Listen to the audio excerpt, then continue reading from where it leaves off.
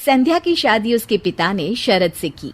शादी के 15 साल के अंदर ही संध्या का परिवार अमीर से गरीब हो जाता है।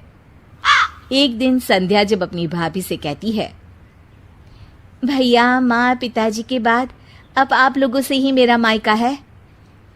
अरे संध्या दीदी, मायका बोलना आसान है, लेकिन जब मायके वालों को निभाना पड़ता है ना, हालत पतली हो जाती है। तभी वहां संध्या का भतीजा आ जाता है। देखा माँ, मुझे कितनी कूल ऐप मिली है। इसमें क्लास 6 to 12 के मैथ्स, फिजिक्स, केमिस्ट्री, बायोलॉजी और IIT, जी, नीट लेवल तक के सॉल्यूशन अवेलेबल हैं। बस आपको करना क्या है, क्वेश्चन की फोटो क्लिक करो, क्वेश्चन को क्रॉप करो और 3 सेकंड में वीडियो सॉल्यूशन आ जाता है। तो अब से कोई भी डाउट हो तो डाउट नट करो। अरे बुआ, कब आई तुम? मुझे बताती थी, मैं स्टेशन लेने आ जाता। अरे पहली बार थोड़ी आ रही है जो रास्ता भटक जाती। अब गाड़ियां भले ही बहुत है, लेकिन सब काम पर लगी है। अरे कोई बात नहीं भैया। और बताओ, अपनी गुड़िया की शादी के बाद खुश तो है ना? हाँ हाँ, मेरी गुड़िया तो राज कर रही है, राज। बहुत पैसा है उन लोगों के पास। अरे किसी भी चीज की कमी नहीं रखी मैंने अपनी बेटी की शादी में।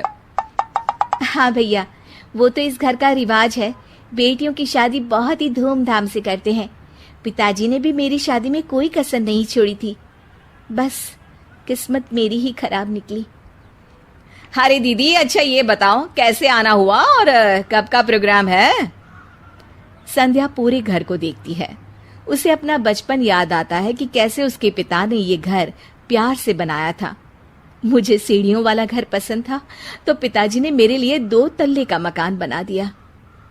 अरे बुआ, सीढ़ियों को घूर रही हो? जरूर बचपन में यहां से खूब गिरी होगी। संध्या की आंख से आंसू गिर जाते हैं। वो अपने कमरे में चली जाती है और अलमारी खोलती है। अरे दीदी, अलमारी क्यों छू रही हो? कुछ चाहिए क्या? मुझसे मांग लेती। अरे नहीं भाभी, बचपन से ये अलमारी में मेरे खिलौने और गुड़िया रहा करती थी। हाय रे दीदी, अब क्या बंटवारा चाह रही हैं क्या? संध्या भाभी की इस बात पर घबरा कर वहां से निकल जाती है। अगली सुबह घर में संध्या को न देखकर भतीजा बोलता है, माँ, अरे माँ, ये बुआ दिखाई नहीं दे रही, कहाँ गई? अरे चली गई होगी, कह तो रही थी कि मन नहीं लग रहा है। अरे पापा, ऐसे कैसे बिना बताए चली गई? अरे कल अलमारी खोलकर खड़ी थी, कहीं कुछ उड़ा तो नहीं ले गई? भतीजी को बुआ की बात सुनकर गुस्सा आ जाता है। वो वहां से चला जाता है। अगले दिन, अरे शेखर कहाँ मर गया? तेरी बहन आ रही है ससुराल से, जल्दी जा स्टेशन। और सुन, वो लंबी वाली कार लेकर जाना, उसकी पसंदीदा है। ओहो पिताजी, आ जाएगी। कौन सा पहली बार आ रही है? माँ को गुस्सा आ जाता है। हाँ हाँ, अब मेरी बेटी को स्टेशन से खुद ही आना पड़ेगा। वाह जी वाह।